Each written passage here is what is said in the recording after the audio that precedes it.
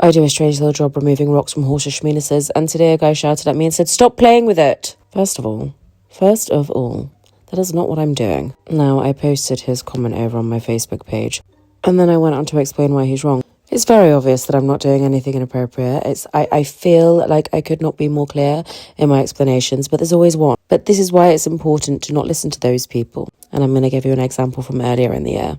We'd gone to a bunch of horses and there was about 20, 25 of them. They were horses that all had a job. Some of them were for breeding, some of them weren't.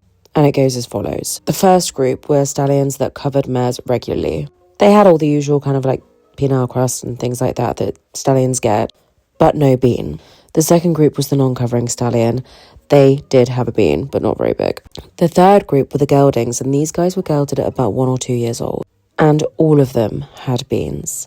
None of these horses had ever been checked before, and all of these horses, except for a couple of youngsters, ranged between 15 to 18 years old. And they were homebred, so we knew their full history because they'd never been anywhere else. And this is not an isolated incident. It proves time and time again when we see this that stopping them from covering and gelding them plays a huge part in whether the horse forms beans or not. There's lots of other things to do with the sheath and the swelling and dirt and muck and things like that, but maybe, just maybe, certain people shouldn't comment on things when they don't know what they're talking about.